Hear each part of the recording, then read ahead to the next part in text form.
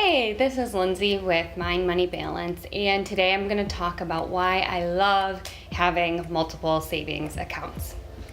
So I find it's very important psychologically to be able to see exactly where your money is when you're saving up for something. So I'll go over the different types of savings accounts I like to have during this video. When I say multiple savings accounts, I'm not talking about having a certain amount of money in bank one and a certain amount of money in bank two, and so on and so forth. I'm talking about having all of your money in bank one, but labeling the different savings accounts different things. Most banks nowadays, you should be able to have multiple savings accounts. And if you can't, it's probably time to start looking for a new bank account. There are plenty of options online. I really like bankrate.com and NerdWallet. Those are two great websites that can help you find banks that provide for you the services that you need. Okay, so let's get down to the different 4 savings accounts I like to have, and then the 5th one, which is your checking.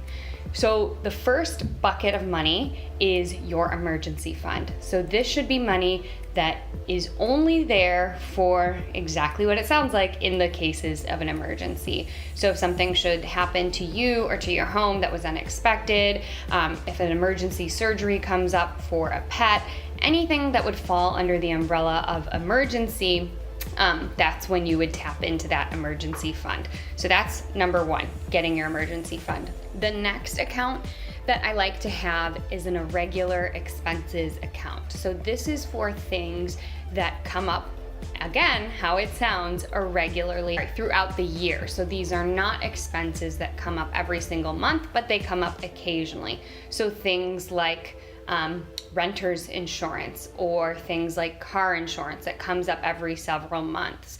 Other things that might go into this account would be things like getting your oil changed, car maintenance, things that, again, you're not probably doing monthly, but they are happening occasionally. So you want to set that aside in an irregular expenses account. Okay, so the final 2 are the more fun ones. They are your goals account and also your treat yourselves account.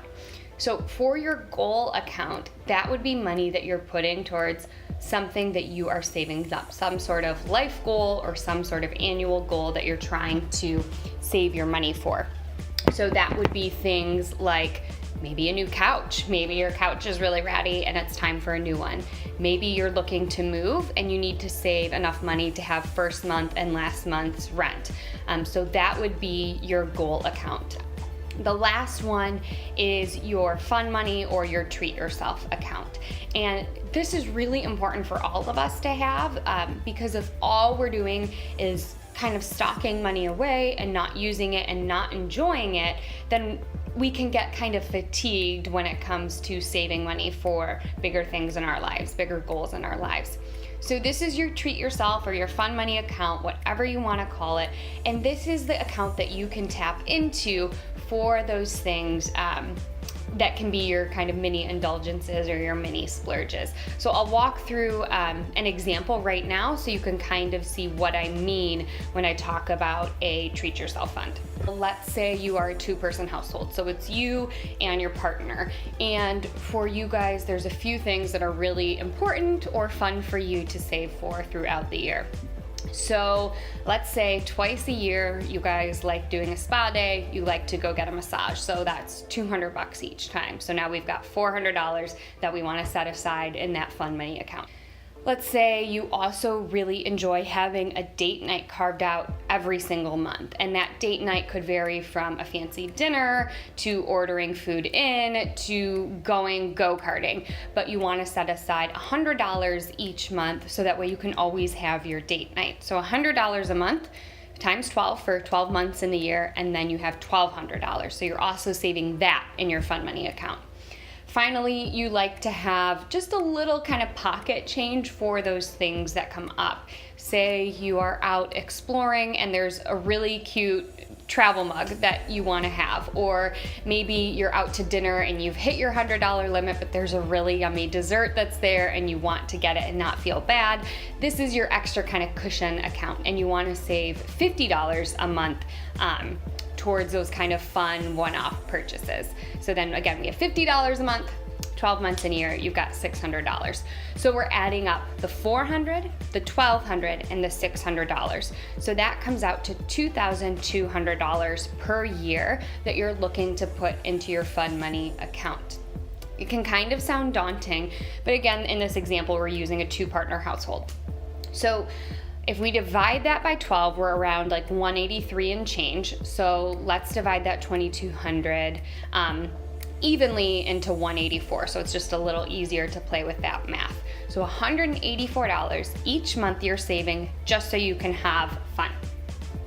So that breaks down to $46 per week, or if you're looking at it again in this 2-person household, it breaks down to $23 per week per person.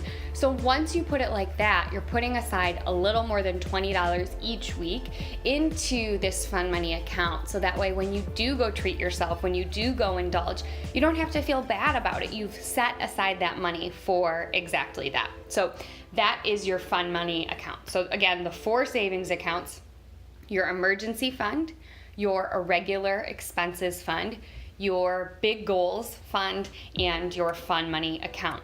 The last account is just your checking account. So that's where your paychecks come in, bills get paid, and once a month or twice a month, what I like to do is from that checking account, disperse money however makes sense for you into those 4 other accounts. So you're automatically saving money towards those 4 different goals. So that's what I like to do. I like to have at least 4 savings accounts so you can psychologically see what's in there. So when you go to spend it, you know that you're taken care of. And then that 1 checking account for kind of the money coming in and the money going out. So I hope you enjoyed that. That's what I am a huge fan of. If you have questions about what to do with your particular money situation, or this seems overwhelming, or you just want a little extra help, go ahead and schedule an appointment with me. You can set up an appointment at mindmoneybalance.com. I'm available to see anyone in Michigan face-to-face and then also online across the country. Bye.